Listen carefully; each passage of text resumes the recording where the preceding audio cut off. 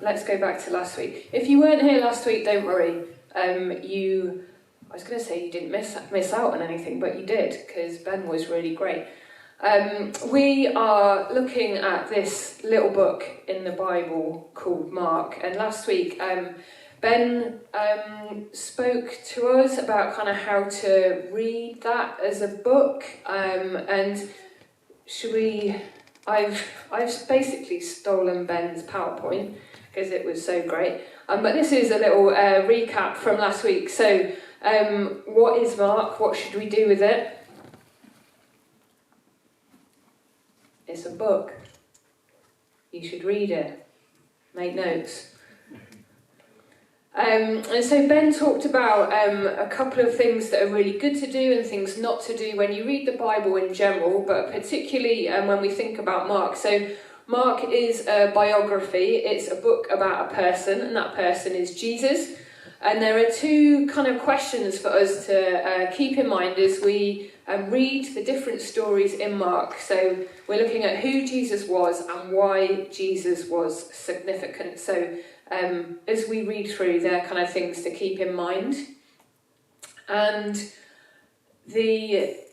don't outsource your brain. Not words I would use, but these things are great. There are never any stupid questions, no stupid first impressions, and no stupid feelings. So as we read Mark together, like, go with what you're thinking when you're reading this. Like, what does that mean? I don't get that. What on earth is Jesus doing or saying there? Like, it is really great to ask questions. And we might not know the answers, but the point of doing this together is we talk with each other and we can unpick it and unravel stuff. So that is the stuff from last week. Is it? I think yes, one more, thanks. And yeah, as Ben said last week, the bonus in all of this is that Mark is a really short book. Like, it's not like, one of those massive ones that you see in the library that look terrifying. It's really tiny, and it's really easy to read, and it's really fast-paced as well. Like, Mark goes from this story to this story to this story. So there's lots going on there. It is a really good book to read. So what are we doing this evening? We are having a look at Jesus is our friend, ? So over these next few weeks, as we do these Thursday gatherings, we're going to kind of be looking at Jesus is ... and then having a think about something. So today we are going to read Mark 2:13 to 17. So if you grab one of these, it is pages 4 and 5, and it's just a really short bit, but there's lots of really cool stuff that we're going to have a look at in amongst it. So we're going to read it a few times, and I'm going to ask some questions. You're going to say some stuff, and we'll see where it goes. So let's have a read. So just at the bottom of page 4 there, it says, Jesus calls Levi and eats with sinners. So once again, Jesus went out beside the lake. A large crowd came to him, and he began to teach them. As he walked along, he saw Levi, son of Alphaeus, sitting at the tax collector's booth. "Follow me," Jesus told him. And Levi got up and followed him. While Jesus was having dinner at Levi's house, many tax collectors and sinners were eating with him and his disciples, for there were many who followed him. When the teachers of the law, who were Pharisees, saw him eating with the sinners and tax collectors, they asked his disciples, "Why does he eat with tax collectors and sinners?" On hearing this, Jesus said to them, "It is not the healthy who need a doctor, but those who are ill. I have not come to call the righteous, but sinners." So that is our Jesus story for this evening, and we've got 3 questions straight off the back. So the situation, so this is we're going to talk about this bit together. So in this story, where are we? Who is there?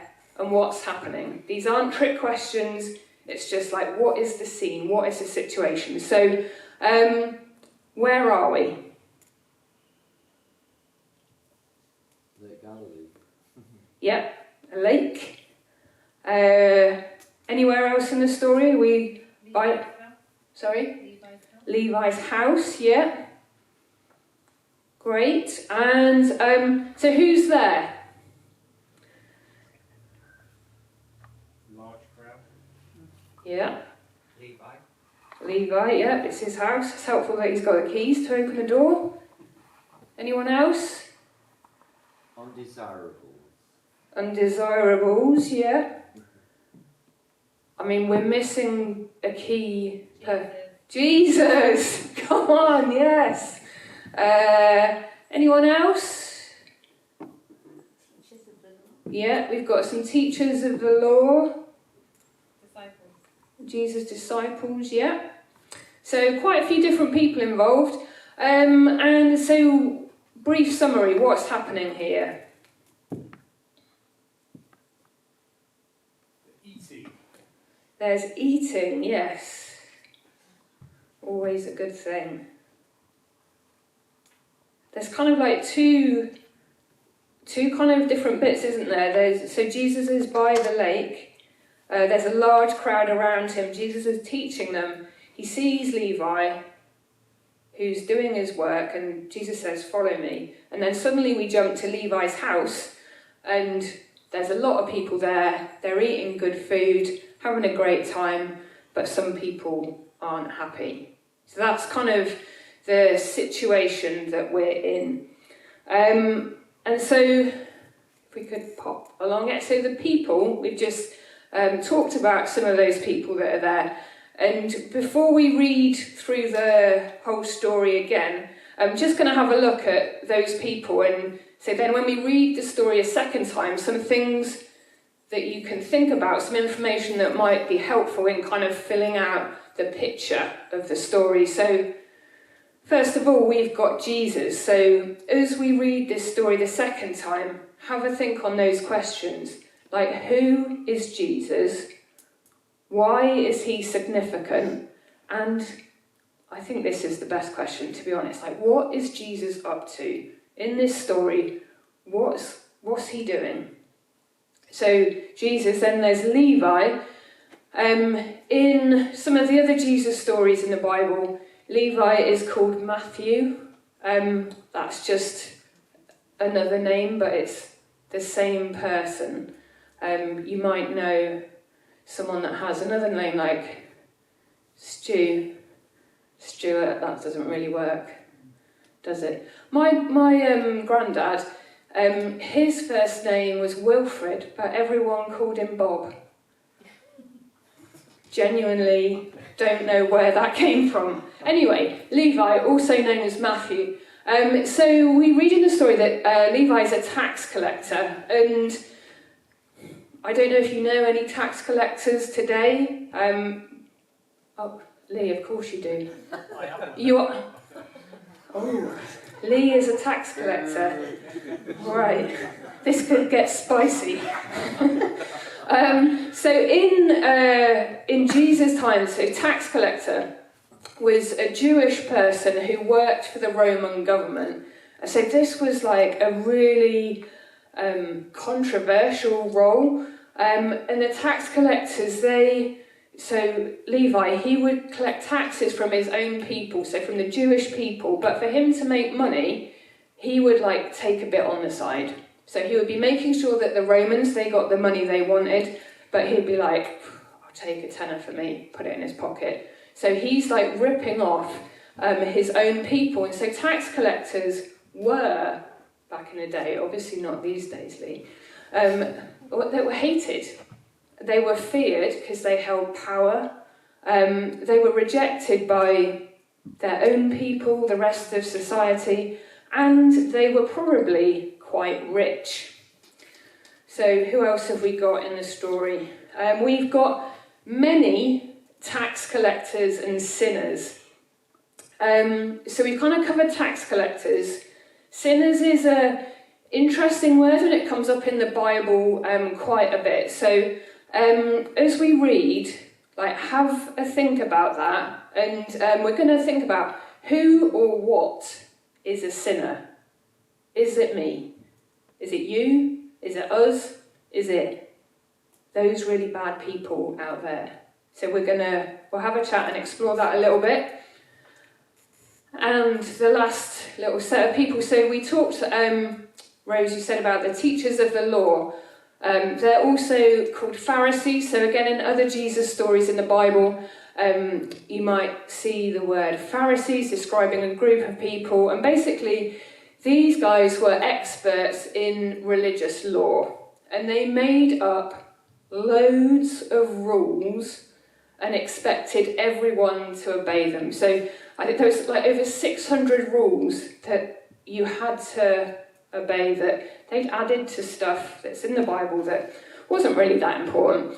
But they thought they were great, they thought they knew it all, and so they separated themselves from everyday people like me and you. So they would be like, oh, you're not as good as I am. You don't know what I know. So you're down here, but I'm over here. So that's a little bit of background on some of the people. So we are going to read it again. Does anyone else? Owen, can you read it? Just then it's not my voice the whole time. Once again, Jesus went out beside the lake. A large crowd came to him, and he began to teach them. As he walked along, he saw Levi, son of Alphaeus, sitting at the tax collector's booth. "Follow me," Jesus told him, and Levi got up and followed him. While Jesus was having dinner at Levi's house, many tax collectors and sinners were eating with him and his disciples, for there were many who followed him. When the teachers of the law, who were Pharisees, saw him eating with the sinners and tax collectors, they asked his disciples, "Why does he eat with tax collectors and sinners?" On hearing this, Jesus said to them, "It is not the healthy who need a doctor, but those who are ill. I have not come to call the righteous, but sinners." Thank you, Owen. We have looked at the situation, we have looked at the people, and before I throw out a load of questions and you get to chat about it, we're just going to have a look at the words. So there are 3 different sentences that are spoken out loud by people in this short little story. And the first of those, Jesus says to Levi, the tax collector, who is hated, who is despised, who is an outcast, who sat at his little booth. I imagine that he's surrounded by stacks of cash. That might be unfair, but that's the picture that I've got in my head. So Levi sat there doing his thing, and Jesus walks past, and Jesus says, "Follow me." Now that might sound a little bit weird to us. Imagine you're sat at your place of work, and this dude walks by and says, "Follow me." I don't know why I put that voice on. That makes it sound really sinister. You'd be like, huh? What are you on about? So, this sounds a little bit weird to our ears because it's not kind of something that happens. But back in Jesus' day, in this culture, this was a thing that sometimes happened. So Jesus was a rabbi, which means a teacher, and he had followers. And so they were people who would literally follow Jesus around, watching how he did life, learning from him. And for a rabbi to invite you to follow him, that was a really, really big deal. And usually it meant that you were, you had a great family background, that you were really well educated, that you'd learn all the Hebrew and learn all the laws. So for Jesus to say, "Follow me," to Levi, a tax collector, this is really, really radical.